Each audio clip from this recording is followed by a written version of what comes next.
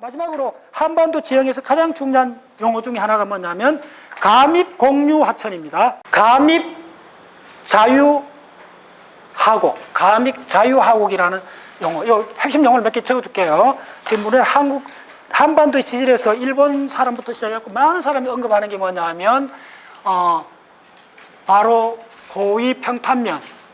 그 다음에 어쩌면 그 이상 중요한 게 뭐냐면 가밉 공유 하천이다. 요게 두 개가 누구의 아들이냐면 경동 요곡의 아들입니다. 이게 두 개 분리되는 개념이 아닙니다. 이 글쎄 어떻게 나왔냐면 경동 요곡. 이거의 파생물이 요거 두 개입니다. 보통 강물은 자유하천이라 자유공유란 말 씁니다. 아까 내가 아마존 이야기했죠. 아마존이 전형적으로 자유공유입니다. 이렇게 되어 있습니다. 그리고 모든 강의 대원칙은 뭐냐면 강의 길이가 길어지고 강유역의 면적이 커집니다.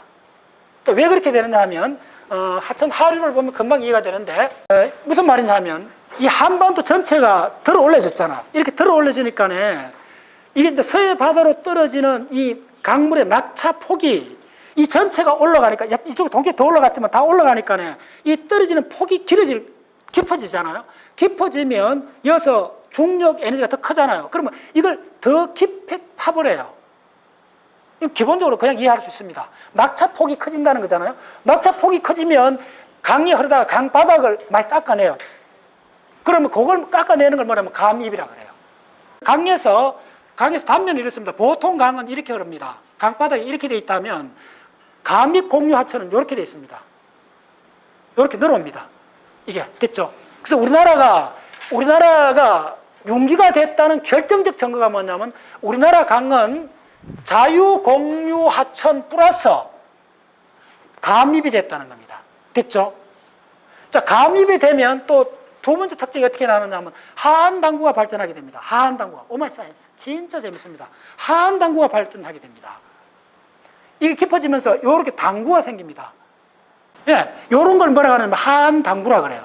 요 하한당구. 요걸 하구에라 그래요. 절벽이라 그래요. 뭐 그렇게 명확하진 않는데 차를 타고 가면 다 볼 수 있습니다, 여러분들. 어떤 강에도 강을 이렇게 보면 단면을 그려보면 이렇게 되어 있습니다. 이렇게 되어 있습니다.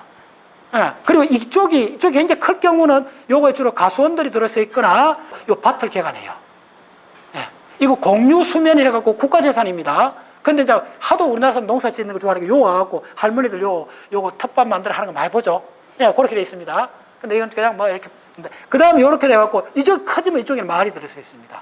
그래서 우리나라 마을 관찰해보면 그리고 얼마나 재밌어요. 아까 이게 이렇게 하다가 우가코가 생기고 이렇게 되잖아요.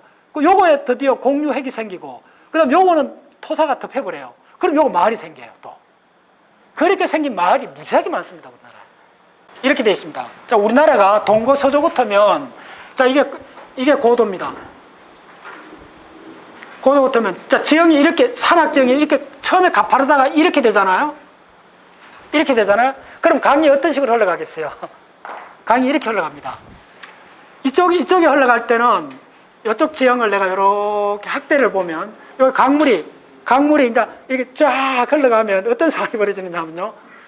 산 높은 데 올라가면 이렇게 강물이 흘렀다가 툭 올라가면 폭포가 생깁니다.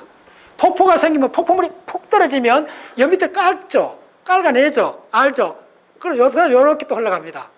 그 다음에 뚝 떨어지죠. 또 폭포가 생깁니다. 깔아내요. 자, 그러면 요걸 뭐라 부르는 줄 알아요? 북한산에 가도 어디 있습니다. 등산하다 보면. 요 위에 있는 요걸 부르는 이름이 스텝입니다. 그럼 우리나라로 단이라 그래요. 요걸 뭐라 그러냐 하면 요걸 소라 그래요. 요 소를 뭐라 그러냐 하면 압니다. 우리가 풀입니다. 이거 그냥. 우리 호주 가서 많이 봤죠? 요게 소입니다. 그래서 이쪽 경사가 급한 산, 이렇게 칠부 농사 이쪽에 있는 거는 어떤 식으로 반복이 되느냐 하면 바로 스텝하고 풀이 반복됩니다. 오마이 사이언스. 이제 계룡산 등산했던 옛날 기억이 다 나는 거야. 가다 보면 폭포 있고 가다 보면 폭포 있고 좀 평지였다가 폭포 있고 이렇게 돼 있잖아요. 높은 데는. 그러면 낮은 데 이쪽 오면 어떻게 고도가 이렇게 평탄한 데 오면 어떻게 되겠어요? 그리고 요걸 또 확대해 보면 참, 야 자, 여기도 자 어떻게 됐어요? 강물이 그럼 어떻게 될까요? 살짝 이렇게 돼요. 요거에 요렇게 해갖고 파여요. 그러면 우리 초등학교 때 요 스트레 갖고 퐁당퐁당 하죠. 요것도 소입니다. 근데 요거를 부르는 이름이 있어요. 그러니까 소와 소 사이, 물엉덩이와 물엉덩이 사이에 부르는 이름, 요걸 뭐라 하느냐 하면 요걸 여울이라 그래요. 대여울이 여울하고 이걸 니플이라 그래요. RIPPLE. 니플하고 요거 풀. 그래서 이 평지에 가까워지면 이게 뭘로 바뀌나 하면 스텝풀에서 니플풀로 바뀝니다. 자, 보세요. 소는 이렇게 쪼매는 웅덩이를 만들잖아요. 그러니까 유속이 떨어지잖아. 물이 안 흐르고 고이잖아. 그럼 요거 물이 빨리 흐르죠. 그러니까 시골에 요거에 빨래하러 가잖아요. 위에서는 스텝풀로 되다가 이쪽에서는 니플풀로 된다는 거예요. 예. 자, 그 다음에 또 하천에서 어떤 사건이 뭐냐면 하천 쟁탈전이 벌어져요. 하천 쟁탈전이 어떻게 벌어지느냐 하면, 자, 그냥 뭐 이렇게 원래 하천이 이렇게 흐르고 있었어요. 너무 간단한 이야기입니다. 원래 하천이 이렇게 흘렀어요. 이렇게 흘렀는데 요거에 갑자기 여기에서 이렇게 높낮이가 차이, 여기서 빗물이 떨어지면서 요렇게 해서 계곡이 생긴 거예요. 이해할 수 있죠? 뭐 이런 지금 항상 있을 수 있잖아요. 그러면 야가 어떻게 되느냐 하면 그 다음 단계에서 야가 그냥 낚아채기를 하는 거예요. 하천, 이렇게 흐르는 하천에다가 요 다른 색깔로 그려줄게요. 이건 완전 날강도예요, 날강도. 야가 이렇게, 이 하천이 갑자기 이렇게 갑자기 생긴 하천이 점점 위로 깔고 올라가더니 야가 이렇게 인터셉트를 해버리는 거예요. 자, 그럼 어떻게 될 것 같아요? 그러면 뭐 상황이 여러 가지가 있을 수 있는데 일로 가던 물길이 일로 가버리는 거예요. 일로 가면 여는 마른 계곡이 되겠죠. 흔히 보죠. 그러면 마른 바람만 휘휘 지나가요. 원래는 일로 흘렀는데 옆에 새끼강이 생겨갖고 새끼강으로 흘러버리는 거예요. 그러면 이걸 뭐라 그러냐 하면요. 영어로 보면 더 재밌어요. 이게 뭐라 그러냐 하면 이걸 빈 바람만 흐른다 갖고 윈더 갭이라 그래요. 그리고 이걸 워터 갭이라 그래요. 요걸 뭐라 하면 하천 쟁탈이라 그래요. 하천 쟁탈 현상. 굉장히 지질하게 중요합니다. 자, 그러면 이게 요도 많이 생길 수가 있죠. 그러면 하천 유역이 자꾸 늘어나는 거예요. 구하도록 그냥 남겠죠. 계속 일어나는 일이라. 예. 가장 중요한 사건은 전 지구적으로 조금만 다녀보면 무지하게 볼 수 있습니다. 강물이 이렇게 흐르는데 원래 이쪽에 암석이 단단해갖고 우회할 수 있죠. 이렇게 해서 이렇게 돌아 나오게 되는 거예요. 강물이 그래서 이렇게 흘렀어요.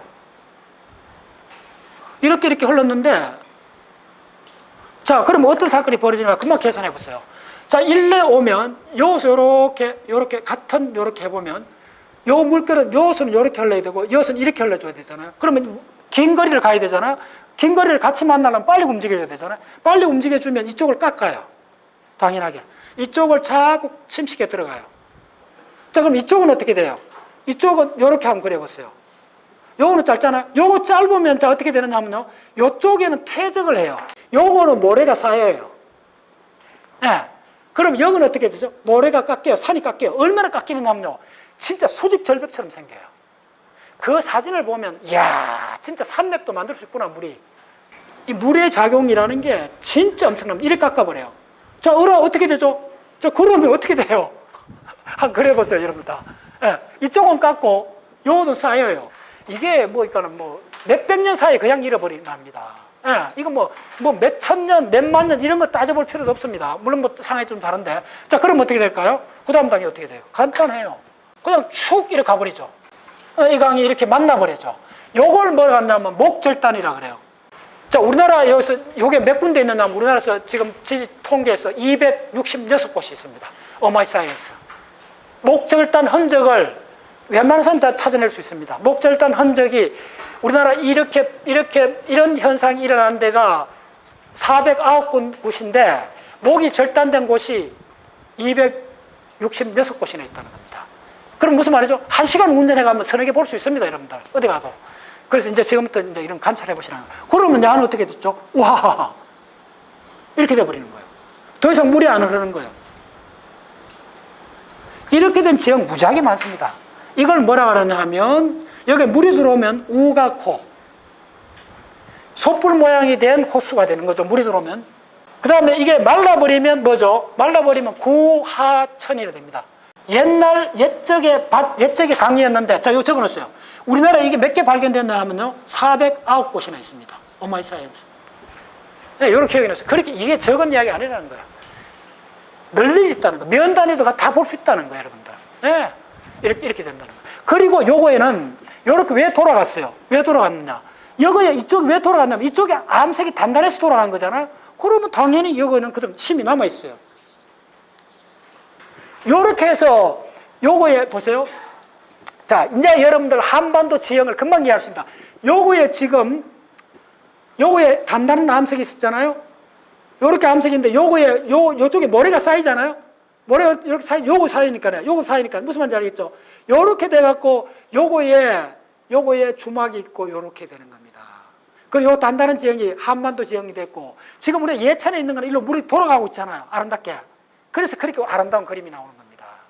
물이 말라버리면 그렇게 되는 거예요. 그래서 요거를 뭐라 그러냐 하면 바로 요거를 공유핵이라 그래요.